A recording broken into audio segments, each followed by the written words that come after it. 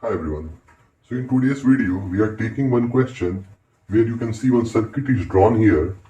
Two current mirrors are connected here. One current mirror is being formed between M1 and M2 MOS, whereas the second current mirror is being formed between M3 and M4 MOS. Two current sources are given to us. I2 is biasing this MOS M4, whereas this I reference is used to bias this MOS M1.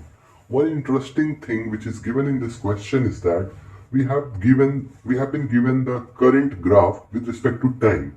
So if you see, I reference is linearly increasing with respect to time, whereas this I2 current source is having 1 milliamperes of value and it is constant over the period of time. And in this question, it has asked to plot Iout waveform with respect to time. So we will analyze this question in three portions. So the first portion would be when I reference just has started from 0, then how the Iout waveform will look like. The second portion would be between I reference have reached a certain value but it is still less than this I2 value. Then how the current waveform will look like in this particular period. And the third one would be about I reference going beyond I2. When I reference is higher than I2, then how the Iout will look like. So these are the three portions in which we will analyze this circuit. So let's start the circuit analysis from the very first portion. So if we see, when I reference is 0, that means this MOS M1 will have 0 VGS. And since these two are forming current mirror, so when gate voltage is 0 for MOS M1, similar gate voltage 0 will be applied to MOS M2 also. That means I out current would be 0 at that time. Although one can argue that M3 and M4 are forming current mirror, since M4 will have a certain amount of current flow, so similar current would be flowing from M3, and since M2 and M3 are in series, so current should be there. But in order to have a current flow, this MOS should be turned on. But here we are assuming when I reference is 0, this gate voltage would be 0. So this MOS M2 would be turned off. So because of that, no current will flow from M2. So I out would be 0 at that time. Whatever current we may assume will come in M3, that will get discharged by this junction capacitor. So no current will flow from this MOS M2. So if I have to draw I out with respect to time, so I will plot this here in parallel so that we can understand how the current waveform will look like. So till the time I reference reached a certain value where that gate voltage increases over Vt, I out would be 0. I hope you understood this point. I reference has to reach a certain level so that gate potential can rise beyond Vt so that this MOS M2 can get on and some current should start flowing from this I out. So in order to have I2 current flow, we need to have certain value of I reference. At that point, VGS should be greater than VT for MOS M1 and this MOS M2 will get turned on. So we are assuming, let's say, we don't know the exact point here, but let's assume for this value of I reference, this gate voltage of MOS M1 and MOS M2 will be higher than the threshold voltage of MOSes, and it is given in the question that all the four MOSes are similar in nature, so we can assume W by L everything is same. VT would be same for all the MOSes.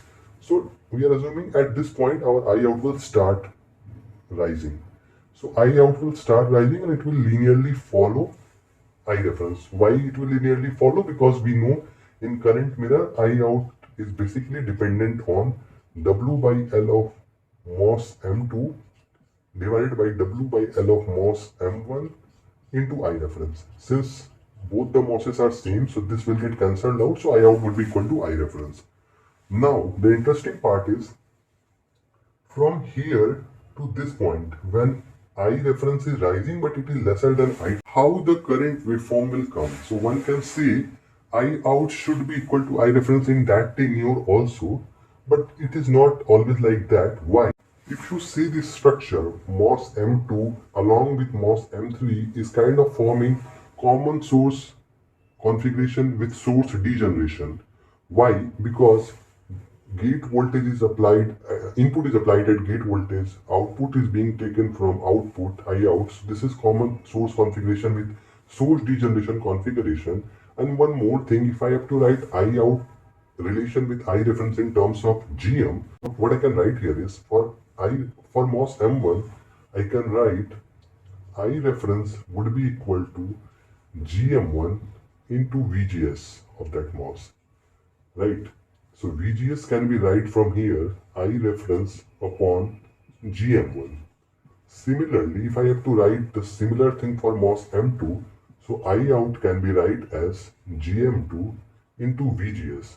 And since VGS for both these MOSes would be same for current mirror formation, so I can replace the VGS value from here in this equation.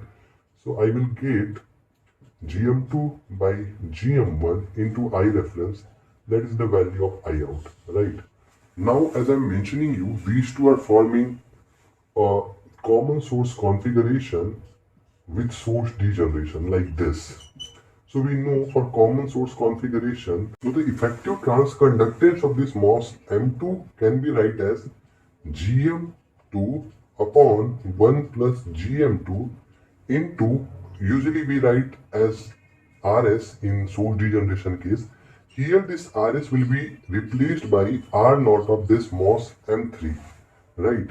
So ultimately if you see transconductance value, GM value of MOS M2 would be not similar to with MOS M1. Earlier we were seeing GM2 and GM1 would have been same for same MOS, so Iout would be equal to I reference.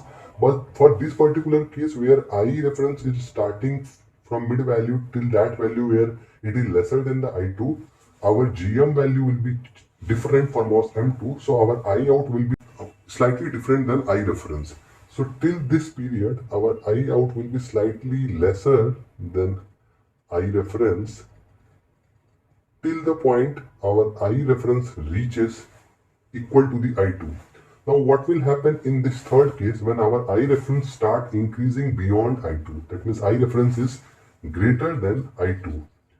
So we know this kind of question we already have addressed in one of our videos, minimum current selector in current mirror. If you haven't seen that video, you can watch this particular video after watching this one. In that video, I've explained this concept. Whenever this kind of structure arrives where two current mirrors are trying to have a different amount of current flow in single branch, so whatever current is the minimum out of these two, that will flow from that branch.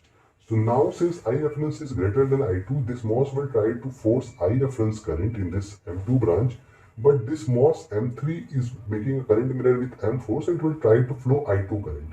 Since I2 being the minimum, the final current would be equal to I2 in this Iout branch. So after this, the current which will flow from here would be equal to I2 current.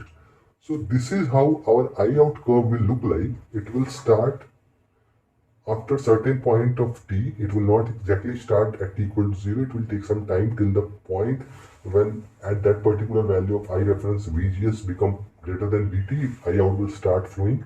It will have a slightly lesser value than I reference in midpoints when I reference is lesser than I2 because it will form a source degeneration case. MOS M2 will form source degeneration case. And once I reference will become greater than I2, the amount of current flow in Iout branch will be equal to I2. So this is how the curve will look like for Iout. So this was asked in this question to plot the Iout curve. So I hope you have understood this question. If you have any doubt, you can ask in comment section. And if you haven't subscribed to our channel, please do subscribe. Thank you so much for watching this video.